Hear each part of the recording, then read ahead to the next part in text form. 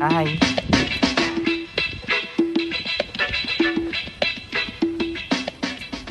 I'ma buy a car. Ito na nga guys, bibili daw siya ng kotse. Nakabili nga ba kami? Panoodin niyo na lang yung video.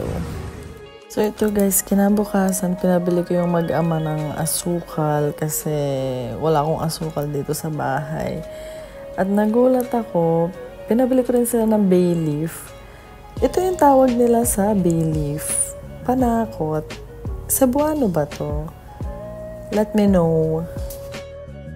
So, ang menu today is adobo / humba. Kayo, bahala kayo. Ano bang tawag nyo sa adobo? Kung saan man kayo galing.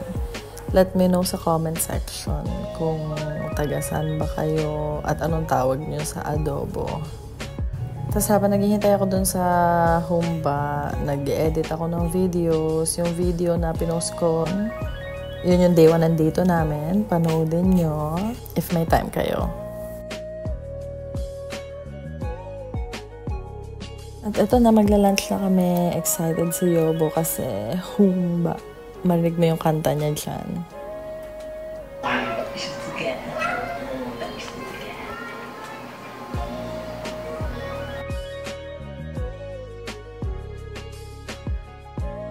Ito na siya, partner with white rice as usual. So, after namin kumain ng lunch, dumating yung pinsan niya kasi finally, kinabit na yung hose sa washing machine. So, makapaglaban na ako ng maayos. And habang nagagawa yung pinsan niya, dumaan yung magkukwek-kwek at may kasama pang banana Q. So, obviously, bumili siya kasi excited siya magmerienda.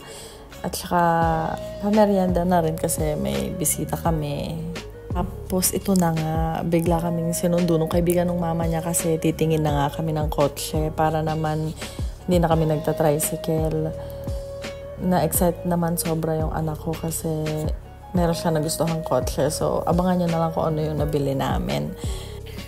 So, dumaan pa kami sa SMC side after namin tumingin ng kotse kasi nagpapalit kami ng pera at nagutom na rin kami.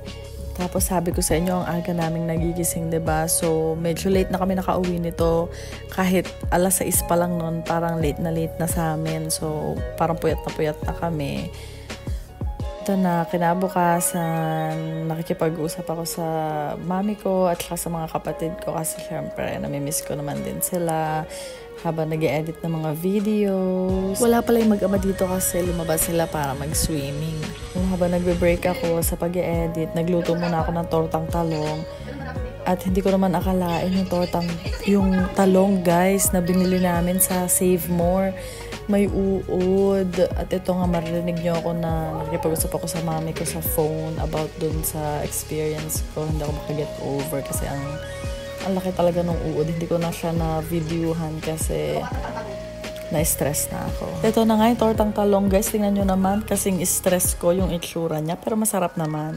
After naming mag-lunch, inayos na ni Yobo yung isang kwarto kasi sabi nung mama niya may mga unan daw doon. So, titingnan namin at ito na nga, na-unpack ko na yung mga unan.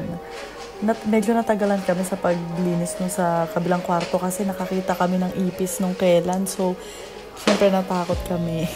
Sinamatay naman na kasi bumili kami ng Baygon na spray naman namin siya. So, ngayon wala na. And hopefully, hindi na sila bumalik. Nanonood nga pala ako ng House of Us, guys. Kasi if updated kayo, mga marites, break na yung Kathniel, diba? So, ito yung recommended dun sa I Want TFC. So, I don't know if naririnig nyo sa background, pero yan, nanonood ako habang binubuksan ko yung mga unan. Ito, makikita nyo, pinapaarawan ko yung unan. Hindi ko alam kung bakit at huwag nyo na lang din tanungin. So, kinagabihan, lumabas kami guys para kumain sa labas at saka para matry na din yung bagong kotse. Tuwan-tuwa naman siya, tingnan nyo naman, no? Enjoy na enjoy siya sa manual. Hindi masyado rinig yung boses ko pero tinatanong ko siya kamusta yung manual driving. Kinakabahan. Kinabaduhan mag-drive ulit. Kasi manual yung kotse. Tapos, mga tao dito, walang signal. Kailangan lang masanay. Bawi. So ayun, after dinner, umuwi na kami. Hindi ko na na-video yung dinner kasi gutom na kami. Pero thank you guys for watching. Please like and subscribe and share para makatulong sa channel namin. Thank you ulit. Bye!